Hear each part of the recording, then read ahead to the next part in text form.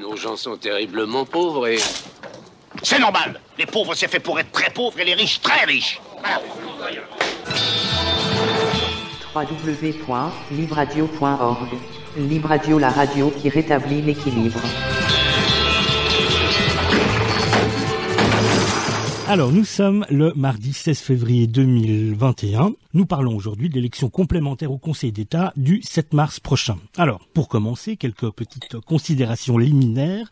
Quel est l'objet du vote ? Eh bien, suite à la démission d'un membre du Conseil d'État, le sieur Pierre Maudet, ex-PLR, dont le procès pour acceptation d'avantages devant le tribunal de police de Genève a débuté hier, eh bien, le corps électoral genevois est appelé aux urnes afin d'élire la personne qui lui succèdera. Alors, le Conseil d'État, en quelques mots, c'est élu et élu pour un mandat de 5 ans renouvelable, actuellement une majorité de droite. La composition actuelle, c'est 2 PLR, 1 PDC, 1 MCG, 2 Socialo et 1 Vert.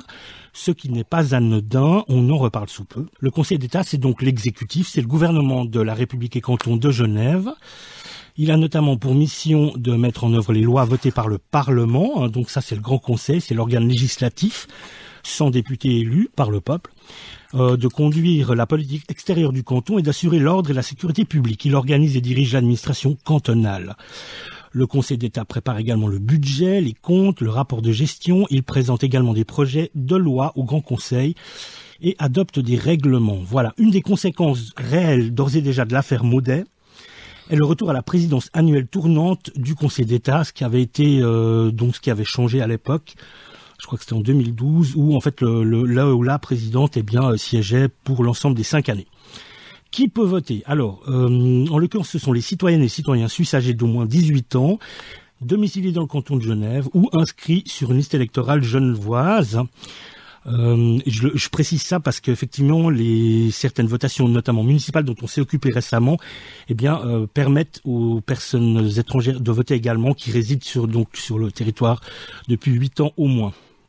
Ensuite, pour être élu au premier tour, une personne candidate doit recueillir la majorité absolue des bulletins valables, y compris les bulletins blancs, donc c'est 50% plus une voix. Si le siège n'est pas repourvu, un second tour est d'ores et déjà fixé, en l'occurrence ce sera le 28 mars 2021. Et au second tour, la majorité relative est suffisante. La personne candidate qui aura obtenu le plus de voix sera élue. Voilà pour les petites considérations. Morten Giselbeck, bonjour. Bonjour. Alors, bienvenue tout d'abord. Ancien conseiller municipal, quand même entre 2011 et 2020, donc avec une expérience solide et des pratiques solides. Architecte, cofondateur du collectif 500, ça c'était en 2011.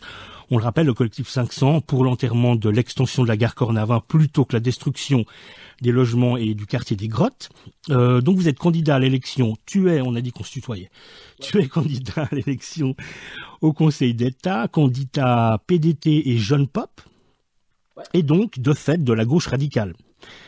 Alors, justement, avant que l'on parle des idées et des aspirations que tu portes, 2 petites considérations stratégiques. Alors, partons du constat qu'il faut une candidature radicale, c'est nécessaire, de rupture avec la classe politique d'antan, et du paradigme qui nous encercle. Alors, la première des questions, des 3 petites questions, disons, un petit peu en préambule. Voilà, j'ai parlé du procès Maudet, donc il se présente sur une liste électorale ad hoc, qui s'appelle Liberté au pluriel et Justice sociale. Qu'est-ce que ça t'inspire ? Puisque tu vois finalement potentiellement un successeur. Une certaine incompréhension. Je trouve qu'il y a une certaine indécence à se présenter après toutes les affaires, toutes les casseroles qui traînent. Je pense qu'à peu près n'importe où dans le monde, ce serait pas possible. À Genève, ça a l'air possible, et non seulement ça a l'air possible, mais quand on le voit en campagne, il arrive même à un certain... En tout cas, il y a beaucoup de gens qui ont l'air de s'intéresser à lui. Je l'ai vu pas sur des stands, lui, il est dans les bistrots, mais qui sont fermés, qui servent donc qui lui servent de bureau. Mais je pense qu'à peu près n'importe où d'autre, avec autant de casseroles et un procès, il se présenterait pas. Ouais, sachant que même s'il était condamné et même à de la prison, il pourrait tout de même exercer, puisque la loi est ainsi faite qu'elle ne l'empêcherait pas. Donc il n'y a pas le droit d'inéligibilité, par exemple.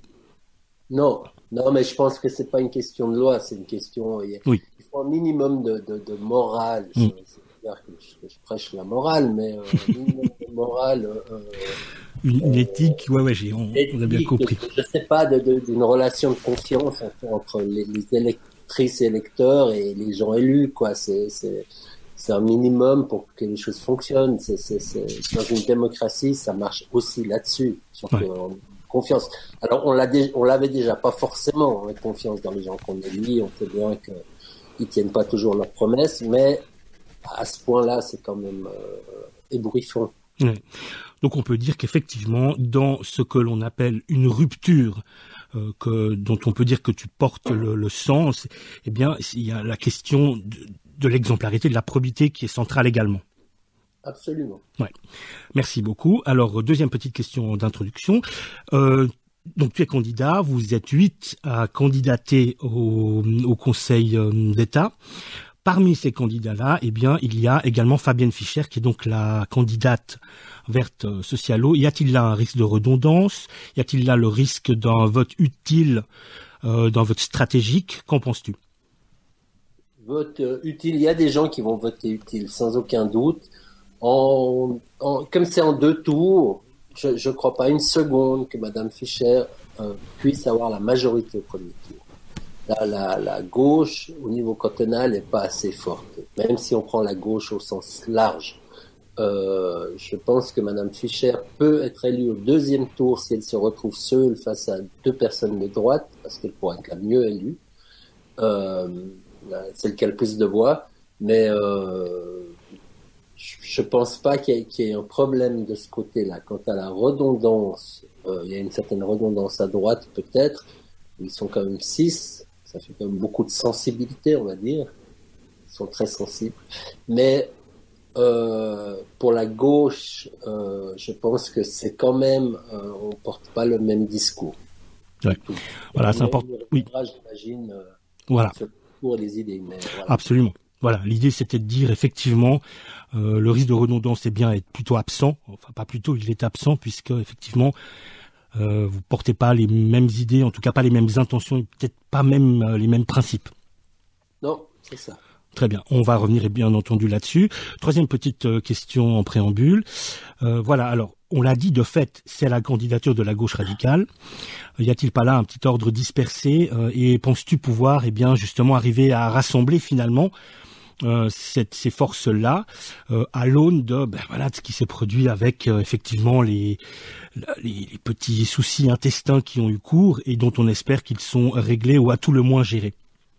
Réglés, je pense pas pour l'instant, mais j'imagine quand même qu'une grande partie des gens qui se réclament qui ont les idées de la gauche radicale, au moment de mettre la croix, se porteront sur ma candidature. Maintenant, s'ils le font pas, je leur en voudrais pas à titre personnel, quoi. Mais j'imagine si j'étais dans la place de voter pour quelqu'un, même d'un autre groupe de la gauche radicale que le mien, j'hésiterais pas longtemps, je pense. Donc voilà. Pourquoi? Parce que il est important de montrer qu'il y a des forces à la gauche du PS et des Verts, qui sont quand même extrêmement, on va dire, mous sur toute une série de questions, et qu'il y a une gauche plus radicale dont eux doivent tenir compte. C'est l'intérêt et c'est la raison de ma candidature d'ailleurs. Ouais, voilà.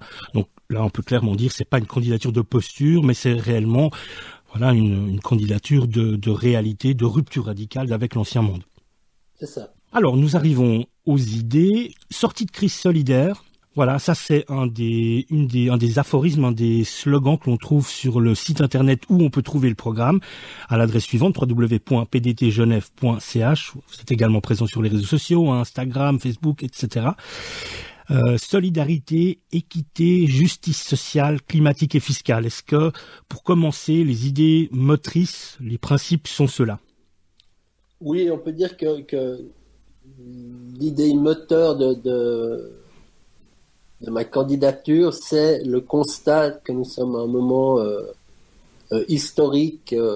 Nous l'étions déjà avant, à cause de la crise climatique, de la crise écologique, de la crise sociale, de la crise migratoire, enfin toute une série de crises. Il se passe plein de choses qui font que le monde déjà d'aujourd'hui, mais encore plus de demain, n'est pas le même que l'ancien. Et que j'imagine que par rapport à ça, même la gauche de la gauche doit aussi se réinventer et inventer des nouveaux plans de bataille ou une nouvelle façon d'aborder les choses.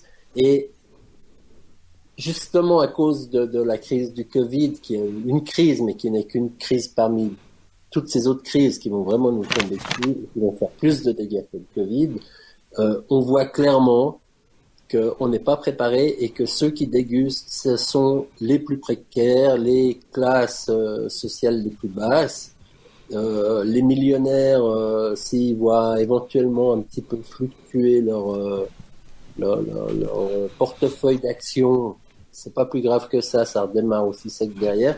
Donc, c'est vraiment les plus précaires. Quand je dis les plus précaires, c'est ceux ici, et c'est ceux ailleurs. C'est aussi le tiers-monde, enfin, appelons ça comme ça. Les pays les plus pauvres qui vont déguster le plus, et dans les pays même riches, on a vu, ce sont les plus précaires qui dégustent. Donc, pour nous, ce qui est important, le message à porter, et qui sera développé pour la suite aussi, c'est que si on veut s'en sortir bien et d'une manière acceptable pour nous, hein, c'est dans la solidarité. C'est construire une société où les inégalités ne se creusent pas mais diminuent, et où on affronte ensemble les problèmes, pas en ordre dispersé. Pas chacun pour soi, mais en tenant compte de chacun pour que chacun puisse avoir une vie digne et de qualité. Ouais. Venons-en aux nombreuses idées, au programme qui est le tien. Donc on l'a dit, on le trouve sur le site www.pdtgenève.ch. Alors il comporte de nombreux volets. On va peut-être pas réussir à tout dire, mais voilà, peut-être que certaines choses, en tout cas les idées vraiment fortes comme ça, principales, eh bien nous pourrions les égrener. TPG gratuit, par exemple, taxe sur les grosses fortunes, donc ça, ce serait une sorte d'impôt de solidarité, je pense. C'est ça. Là, il y a une initiative qui est en train d'être faite par la gauche et par les syndicats pour taxer une taxe de solidarité. Ceci dit, je suis absolument pour taxer plus les grosses fortunes. Les TPG gratuits, pour toi, ça c'est également quelque chose, je dirais même d'urgent? Je pense que c'est urgent parce que il est urgent de faire que les gens se mettent à utiliser plus le bus et moins leur voiture. Donc tout ce qui est transport public doit être développé et les prix doivent être baissés, voire la gratuité, parce que c'est comme ça qu'on amènera les gens à prendre les trains, les bus, etc. Ouais.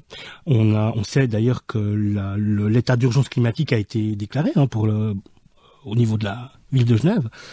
Ça ferait partie des mesures potentielles également pour ça. Tout le volet écologique, j'imagine qu'il est extrêmement important pour toi et pour vous.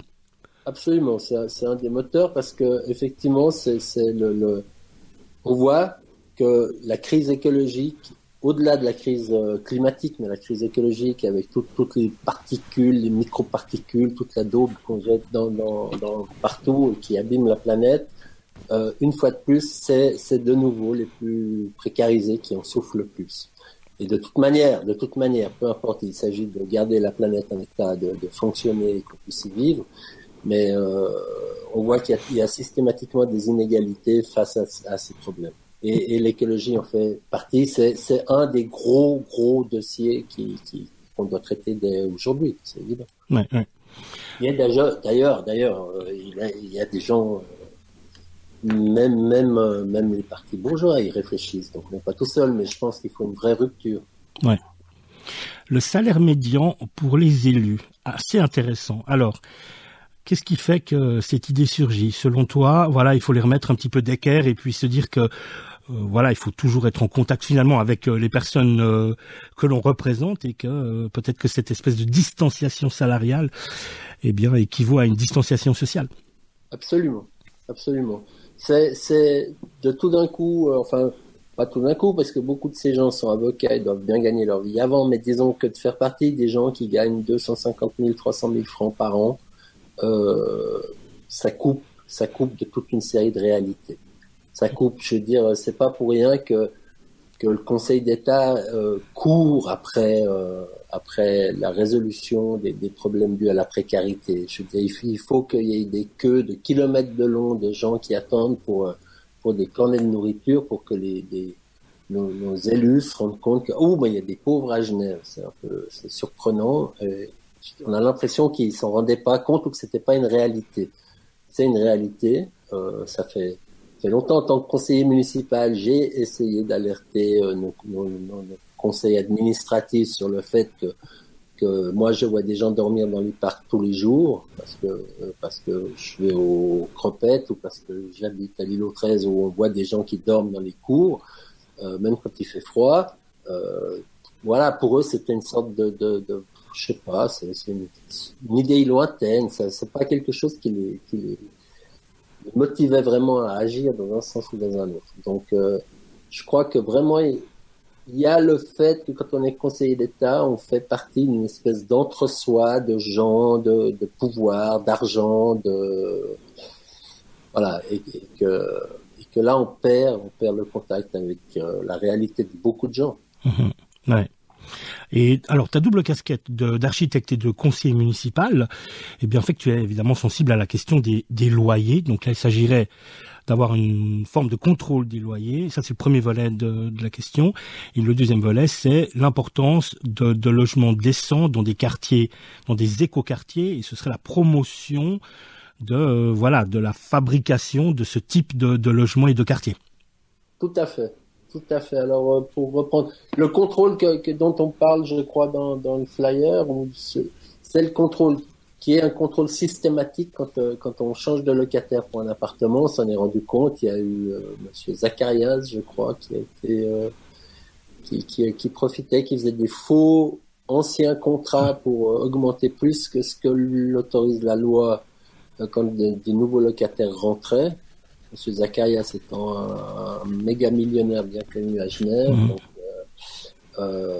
là, il s'agirait de contrôler systématiquement les anciens loyers et que ça ne soit pas. Mmh. D'une manière plus générale, il s'agit évidemment de créer, quand on crée quelque chose, de créer quelque chose de qualité pour les gens, et puis aussi de contrôler le loyer, c'est-à-dire de bloquer tout ce qui est spéculation foncière, etc.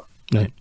Et puis, une autre des mesures dont tu parles, que tu portes, c'est la transformation des bureaux en appartements. Et ça, j'imagine qu'à Genève, où la pression est extrêmement pesante, eh bien, les personnes y seront sensibles. J'espère. Maintenant, c'est déjà quelque chose qui avait été rendu possible par la loi et par le Grand Conseil, mais ça s'applique très peu. Donc, il faut trouver les moyens de forcer les gens quand un bureau est resté vide longtemps. Alors, ils argumentent souvent en disant mais c'est pas possible pour des raisons techniques. Ça, en tant qu'architecte, j'y crois pas une seconde. Hein. Mmh. Et donc voilà, il s'agirait de trouver les moyens de les forcer de faire ça. Ouais. Concernant les aménagements urbains, là également, tu parles de promotion des mobilités douces, des aménagements cyclistes, des aménagements piétons, des espaces verts, j'imagine. Donc là aussi, il y a quelque chose qui se joue à l'aune également de la votation sur le parking Clé de Rive dont j'imagine que tu es contre. Je suis totalement contre ce parking, ouais. C'est vraiment un projet du siècle passé c'est une imbécilité. Hier encore, je passais vers midi, je suis passé par là-bas. Il y avait 860 places de libre dans le parking sous le lac, là, à l'entrée vers l'horloge fleurie. Mont-Blanc, ça s'appelle, je crois. Voilà, qui est à 250 mètres, à 200 mètres au maximum de là où ils veulent mettre le parking Clé de Rive. Donc, cette espèce de projet qui à faire de la place pour 498 voitures, ça me semble totalement délirant. Ouais. Tout à fait. On a fait d'ailleurs une interview assez intéressante pour en parler, et puis voilà, dire l'inutilité et puis l'aberration d'aller à l'envers du bon sens d'enterrer des voitures dans un parking souterrain. Alors, L'aéroport, c'est également un sujet délicat à Genève, avec bien là aussi des associations de citoyennes et de citoyens qui se lèvent pour dire attention avec cette espèce de volonté tout le temps expansionniste de cet aéroport-là. Là également, il y aurait une forme de limitation, notamment des trajets opérés en avion. Oui, je pense qu'il est totalement inutile de faire un trajet en avion si on peut le faire en train. Moins de 1000 km ou dans un certain temps pourrait être interdit carrément en Europe. Il devrait l'être. Alors évidemment, tout ça dépend pas seulement du canton, ça dépend de la confédération, etc., mais il s'agit d'idées et de pousser. Et puis, à titre personnel, en tout cas, je pense qu'il faudrait limiter les vols en avion tout court, donc c'est-à-dire peut-être inventer des restrictions, qu'on aurait droit à un vol par année, ou je sais pas, enfin bref, j'ai pas les recettes pour tout, mais c'est clair qu'il faut réduire l'utilisation de l'avion. Cette idée, ces avions qui sont devenus une espèce de véhicule à usage courant pour aller à Berlin un week-end, pour aller faire la fête et comme ça, pour moi c'est le contraire du bon sens aussi. L'écologie nous oblige à repenser tout ça. Les gens l'invention de l'avion, c'est magnifique, mais disons si c'est pour aller se bronzer les fesses à l'autre bout du monde, si c'est pour dans des endroits où c'est chouette parce que c'est pas cher, c'est vraiment à rebours du bon sens. Polluer la planète pour ça me semble totalement inutile. Très bien, très bien. Alors, j'ai gardé, avant que des questions peut-être surviennent, deux petits points un petit peu comme ça, potentiellement plus longs pour la fin. Le premier, c'est le RBI, donc le revenu de base inconditionnel pour lequel nous avions voté. Je voudrais bien t'entendre un petit peu là-dessus. Le deuxième étant le soutien à la culture, notamment la culture non institutionnelle, aux artistes et également à toutes les personnes, effectivement, qui en ce moment, sont durement touchées par la crise sanitaire. Alors peut-être commencerions-nous par le RBI, donc le revenu de base inconditionnel. Ça, c'est également quelque chose que tu portes. Oui, parce que je pense que c'est quelque chose de très utile. Et que là aussi, la crise montre que on a beau être dans un des 3 cantons les plus riches, un des pays les plus riches du monde, les gens ont peur pour l'avenir et ils savent pas de quoi il sera fait, etc. Donc il s'agit de faire un revenu qui fait que le fait d'être vivant peut se passer sans angoisse du lendemain. Enfin, on n'enlèvera jamais toutes les angoisses existentielles et tout ça, mais en tout cas qu'au niveau matériel, le minimum soit garanti pour chacun.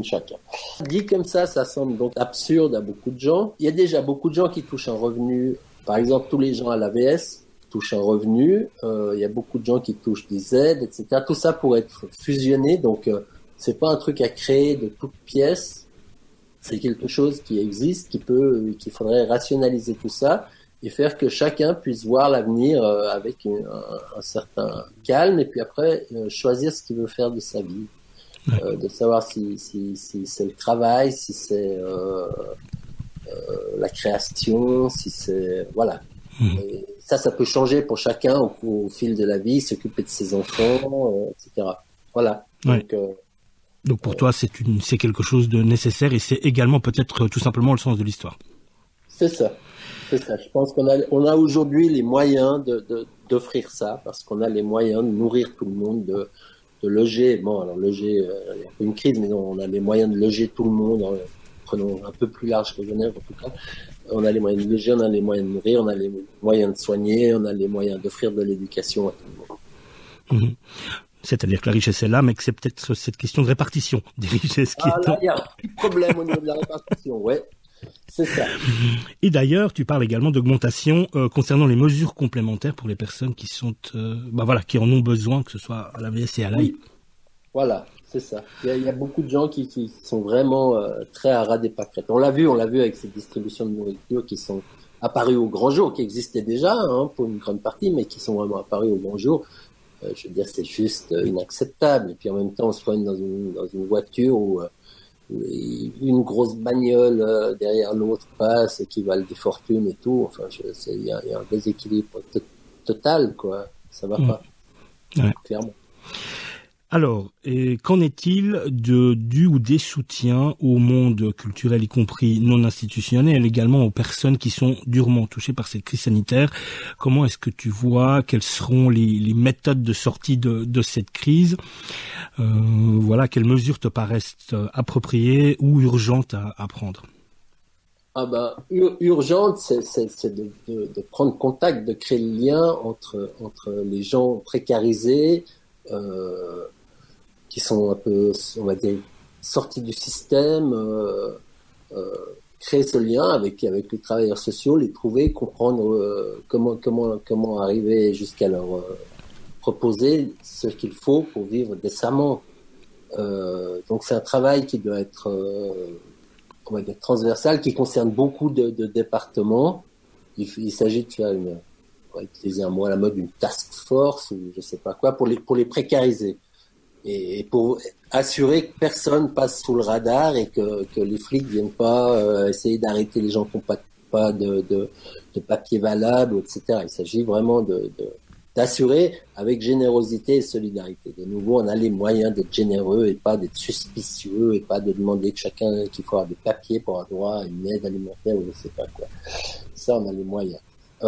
Avec la culture, la même chose, mais avec les milieux culturels, voir où sont les vrais problèmes, les vraies questions, parce qu'il y avait déjà des problèmes avant. Par exemple, une des victoires anciennes, mais il y a de ça, je sais pas, 40 ans ou 50 ans, c'était que par exemple, les artistes de théâtre puissent toucher le chômage dans une espèce de système d'intermittence comme ça. Et mais aujourd'hui encore, 40 ans plus tard, alors que c'est des artistes de théâtre connus, entre deux pièces, et pendant qu'ils préparent la pièce suivante et qu'ils apprennent leur texte, ils doivent aller pointer au chômage et donc ils doivent faire des recherches de travail et des choses comme ça. Ça n'a pas beaucoup de sens. Pour moi, d'abord, ça n'a pas de sens au niveau, eux, aussi, de leur dignité d'artiste, de professionnel, de devoir faire semblant de chercher du travail. Ça n'a pas de sens de les payer avec le chômage, alors que la moitié du temps, ils sont déjà en train de bosser sur la pièce suivante, mais que la pièce suivante, elle n'a pas assez de moyens pour payer les gens 2-3 mois avant pour préparer bien les affaires. Donc là, il y a toute une série de problèmes, mais je pense que de nouveau, il faut les résoudre en s'adressant aux acteurs, aux actrices, aux acteurs concernés, aux gens, et voir avec eux comment on en sort, comment on peut aider.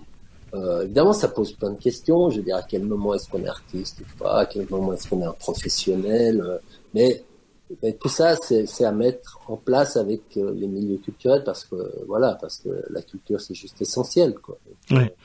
Donc on peut parler de détection et de recension, puis d'action concrète en vue de solutions concertées. Très belle analyse. Je te remercie beaucoup. Écoute, alors je ne sais pas si concernant le programme, parce qu'il y a effectivement d'autres points encore, y aurait-il des points sur lesquels tu aimerais revenir et sur lesquels je ne t'ai point questionné? Je pense qu'un des problèmes, pas seulement écologiques, mais aussi social, c'est l'agriculture. Il faut vraiment aider à la transition. Il y a déjà des aides, mais il faut renforcer et accélérer la transition vers le biologique. Et puis vers faire que les gens soient correctement rémunérés quand ils travaillent dans l'agriculture. Ça me semble, en mettant en place les aides aux circuits courts et tout ça, je crois qu'il y a une vraie demande. La plupart des gens sont pas très heureux de manger des asperges colombiennes en hiver. Beaucoup de gens préfèrent les choses proches. Beaucoup de gens sont prêts à ça. Donc, il y a un vrai travail. Si on regarde, on a renaturé l'air. Et la renaturation de l'air, on est très content. On a mis plein de petits poissons dedans. C'est très bien. Et puis, on s'est rendu compte que les poissons, ils crevaient parce qu'autour, il y a des cultures qui utilisent plein de produits, vraiment, de la daube, là, du Bayer et tout ça. Et plutôt que de dépenser des millions à renaturer, on aurait mieux fait de commencer par faire la transition au niveau agricole et d'avoir des eaux de ruissellement qui soient propres et dans lesquelles nos poissons puissent se battre dans la joie et la bonne humeur. Donc, je crois qu'il y a un vrai boulot à ce niveau-là qui est à faire et ils ont besoin d'aide pour cette transition et il faut le faire avant qu'il y ait plus d'abeilles pour polliniser, etc. Parce que sinon, la vraie dette, parce que mes concurrents dans la course au Conseil d'État parlent beaucoup de la dette, la vraie dette qu'on va laisser à nos enfants, à nos petits-enfants, c'est l'état de la planète. Et ça va être très très cher pour eux si on s'en occupe pas résolument. Et pour s'en occuper résolument, il n'y a pas beaucoup d'autres systèmes. À long terme, mais évidemment ça dépend pas de l'élection du Conseil d'État, que de sortir du système capitaliste. Très bien. Pour moi, c'est évident. Ouais. D'autres points que tu souhaiterais préciser? Non, Pas pour le moment, en tout cas. Oui, je voulais juste dire que quand même, je vais juste attirer l'attention sur le fait qu'en gros, toutes les réductions d'impôts qui ont été faites ces 20 dernières années, en gros, ont entraîné à peu près 1 milliard de moins d'entrées par an d'argent dans les caisses publiques. Et c'est en gros de l'argent qui est resté pour sa plus grande partie aux mains de gens très riches. Donc quand on vient pleurer sur la dette publique, quand on vient pleurer sur ces pauvres riches qui risquent de partir tellement ils sont ponctionnés, on est juste dans une sorte de délire idéologique, mais qui a tendance à marcher. Je veux insister sur le fait qu'à Genève, on a les moyens, la richesse est là, il s'agit juste de la répartir un petit peu différemment. Moi, j'aimerais bien beaucoup différemment, mais disons déjà un petit peu. On en revient au mot un petit peu, au mot clé que l'on a énoncé au tout début de l'entretien, hein, solidarité, équité, justice sociale, climatique et fiscale. Voilà. Très bien. Tout à fait. Voilà. Je suis un peu obsessionnel. Non, mais écoute, c'est très bien. Y aurait-il des questions, Caro et Pierre? Dites-moi. Mais moi, j'aurais une question. Ta position montre une grande attention aux personnes plus précaires. Quelle est la différence entre ta position et ceux d'une gauche un petit peu plus modérée? Qu'est-ce qui fait que ta position soit une position radicale? La position radicale, c'est de sortir on appelle ça, c'est-à-dire que pour moi, c'est vraiment un droit. Exister et vivre dans la dignité, c'est un droit. Ça doit être un acquis indiscutable. C'est pas de la charité. Voilà. Et je pense qu'une gauche moins à gauche, on va dire, se satisfait grandement de la charité, de l'aide, de toutes les associations bénévoles, etc. Et puis on va pas beaucoup plus loin. Je l'ai vu particulièrement en ville de Genève, mais le social, c'est quand même beaucoup les communes aussi. Pendant mes 9 années au conseil municipal, on a quand même bien vu que voilà, on n'a pas senti de la part du conseil administratif qui était de la majorité de gauche une vraie envie de résoudre ces problèmes-là, quoi. C'est bon, il y a de la charité, et puis il y a des fondations qui aident, et puis voilà. Et je crois que c'est pas des fondations, c'est pas des bénévoles, tant mieux s'il y a des bénévoles. Mais je veux dire, la base d'une vie digne doit être un droit inaliénable. C'est le rôle de l'État de mettre les moyens. Une remarque et une question. Je pense que peut-être la crise qu'on vit aujourd'hui, elle aide, je pense, les milieux de la gauche à retrouver un petit peu de crédibilité, parce qu'on a vécu pendant 20 ans avec le moins d'État, et puis on voit aujourd'hui que sans État, on surpasse pas des crises comme celle-là. Est-ce que tu ne penses pas que on va pouvoir faire dérouler le programme que tu préconises sans interdiction de voyager, sans interdiction de consommer, sans interdiction de gagner plus? J'ai pas dit que je voulais interdire de gagner plus, mais il faut que ça reste raisonnable. Et je sais pas, un rapport de 1 à 3, ou je sais pas.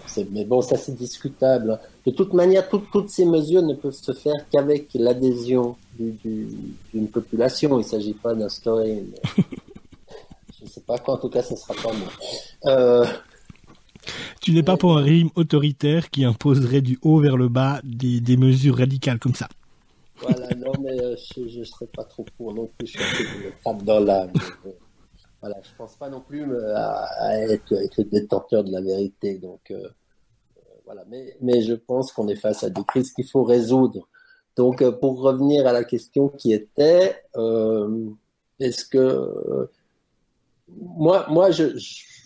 Non, je crois qu'il faut en tout cas proposer des choses fortes. Il faut proposer des choses fortes. Il faut proposer des. Il suffit pas d'incitation. Moi, je crois pas que du genre, par exemple, par rapport à certains verts ou etc., de croire que quand on aura tous une bagnole électrique, on aura résolu le problème. Ça, j'y crois pas une seconde. C'est pas en mettant des capteurs solaires un peu plus ici, un peu plus là, qu'on résoudra non plus le problème. Je pense que le problème dans lequel on est un problème vraiment de fond, de retrouver aussi de l'essentiel, du sens de notre vie commune, ici où on est, chacun sur cette planète où il est. Puis s'il supporte pas où il est, il faut qu'il ait le droit d'aller voir ailleurs. Et voilà, donc moi je crois qu'on doit réussir par le bon sens, par à arriver à faire ce qu'a fait le Covid, en gros, à plaquer les avions seuls. Tout ça, ça peut se faire par le bon sens, mais il faudra de toute manière, à un moment donné, limiter des choses, parce que ce sera jamais tout le monde qui sera d'accord, et voilà. Et je pense que c'est pas normal que une minorité non plus puisse continuer à faire les ânes. Si tous les autres sont d'accord de vivre d'une manière un peu plus, on peut dire, vertueuse, ça paraît un peu vieux jeu. Voilà, mais en tout cas intelligente, quoi. Enfin, en rapport avec ce que la planète est capable de nous donner. C'est ça. Et ça, je pense que là, il y a des limites, et que là, on peut imposer des choses, mais bien sûr, pour ça, il faut une certaine adhésion d'une grande partie de la population. Hein. Voilà. Et c'est le sens de ma présence dans cette course, c'est effectivement de dire qu'on peut faire autre chose, que la croissance n'est pas un dogme absolu auquel on est contraint, qu'on peut décroître, qu'on peut vivre autrement. Voilà, j'en suis convaincu, je l'ai fait moi-même. Quand j'étais enfant, les gens consommaient moins qu'aujourd'hui, beaucoup moins. Et on vivait très bien. Absolument. Donc, cette espèce d'idée qu'il faut toujours croître, la planète ne le supporte plus, on le voit bien. Donc voilà. Donc, s'il y a des choses si pour sauver la planète, il y a des choses à imposer, il faudra les imposer, mais avec une majorité des gens qui ont compris l'enjeu et qui l'auront accepté, parce que on peut le comprendre. C'est un peu le problème. On a encore du temps? Oui, bien sûr. C'est un peu le problème. On se retrouve. Pourquoi le Covid s'est développé aussi vite aussi? Maintenant, on se dit, si on avait pris des mesures plus radicales en mars, on n'en serait peut-être pas où on en est. Sauf qu'en mars, le Covid, c'était un machin dont on savait qu'il allait venir, on savait qu'il était, mais ça restait un truc, ça concernait des Chinois dans une ville, Wuhan, dont à peu près personne n'avait entendu parler avant, même s'il y a 10 millions d'habitants. Et puis, c'était finalement des espèces de gens qui mangent des pangolins, et puis ça nous concernait pas vraiment. Et puis c'est arrivé. Et puis on s'est pris dans la tronche, vraiment. Le réchauffement climatique, c'est un peu la même chose. C'est un peu, tout le monde sait qu'il est là, tout le monde sait faut faire quelque chose, mais on se bat pour savoir s'il faut viser 2050 ou 2060, et puis si la prime pour changer de voiture, ça doit être 5 000 ou 8 000 ou 3 000 francs. Et puis, est-ce qu'on va taxer mais un petit peu plus les gros 4x4 ou pas, en fonction du poids, etc. C'est comme si on refusait de voir la vérité en face, de voir que oui, ces problèmes, ils vont être là très vite, et ils vont faire très très mal, beaucoup plus mal que le Covid. Et à l'économie, et à la société, au niveau social, etc. Si on se donne pas les moyens d'avoir construit une société solidaire où on affronte les choses ensemble et avec bon sens. Et dans cet ordre d'idée-là, EasyJet n'a pas sa place. Pierre? Non, merci. Alors, on résume en disant qu'effectivement, c'est de mettre le paquet dans les soins et le social, l'éducation, l'école, etc., etc. Ça fera partie de tes priorités. Alors, on arrive doucement au terme de l'entretien. J'aurai encore quelques petites questions extrêmement concrètes auxquelles tu pourrais répondre si tu le souhaites. Oui. Alors, je n'ai rien lu, mais j'ai probablement raté l'info concernant, voilà, le problème de l'assurance maladie, hein, qui est quelque chose de prégnant ici à Genève notamment, mais partout en Suisse. Donc, j'aurais voulu t'entendre sur l'assurance maladie, également sur la critical mass. Hein. Récemment, on a eu une répression féroce concernant ces cyclistes du vendredi, dont on rappelle que la critical mass est un rassemblement collectif de personnes qui promeuvent la mobilité douce, notamment le vélo, mais pas que, qui a lieu une fois par mois les derniers vendredis. Et puis, le dernier point, c'est la publicité. La publicité dans l'espace public. Récemment, il y a eu une campagne, il y a un groupe également, je crois, dont les décroissants font partie, pour limiter, voire interdire une certaine forme de publicité et dont on connaît les méfaits dans la rue. Voilà, j'aurais voulu t'entendre sur ces 3 points-là. Alors, pour la publicité, en tant que conseiller municipal, j'ai déposé des amendements, des motions, des motions pour débarrasser la ville de la publicité commerciale et de la publicité lumineuse. Donc là, je suis totalement convaincu qu'un monde sans publicité serait une très bonne idée. Bien sûr qu'il faut...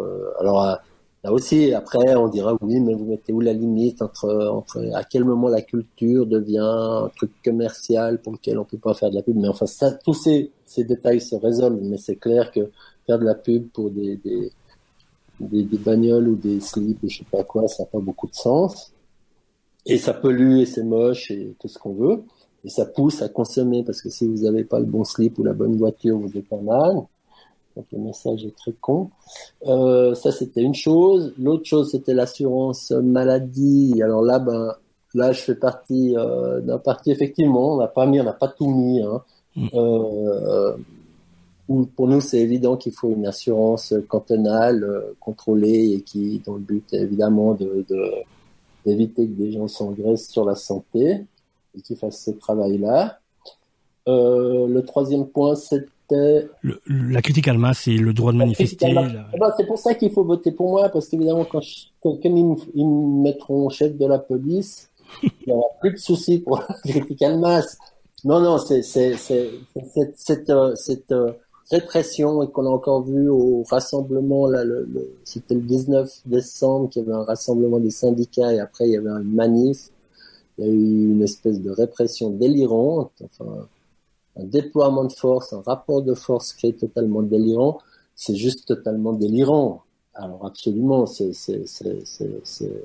inacceptable, c'est tout ce qu'on veut, hein. C'est absolument indigne d'un pays démocratique, d'un ordre démocratique, de venir faire des démonstrations comme ça. La critical mass a évidemment sa place, c'est quelque chose de clair et qui devrait être accompagné avec une certaine bienveillance de la part des autorités. Évidemment. Tout en respectant son aspect anti-autoritaire, sans vouloir les récupérer. Hein. Ouais. Voilà. Ok, écoute, merci beaucoup pour toutes ces réponses.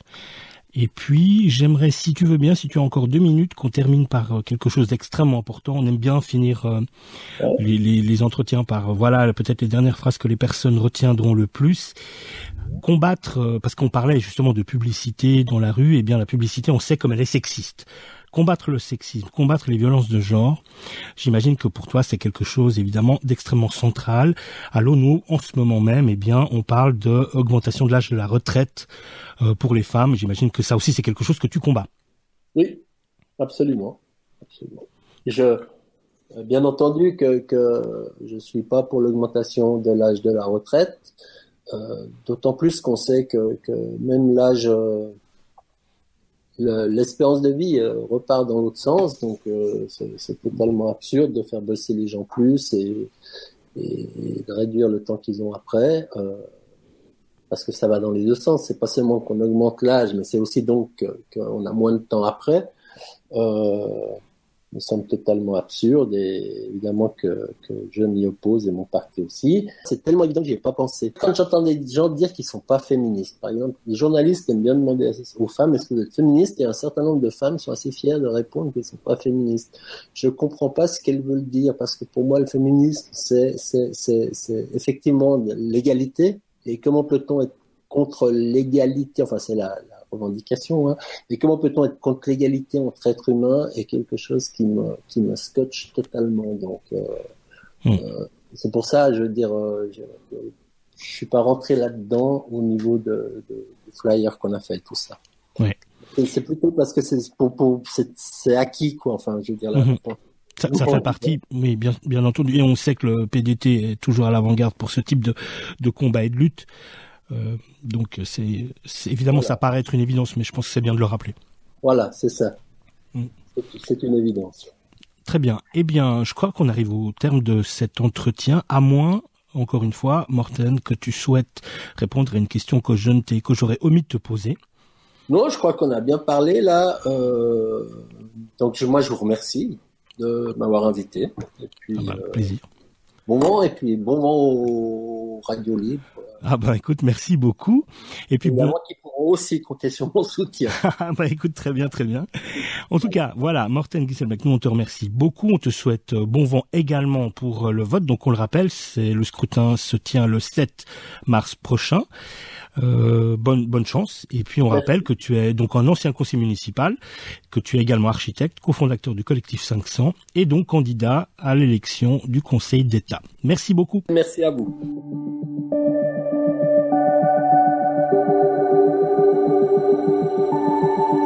www.libradio.org, la radio qui pense et qui t'écoute.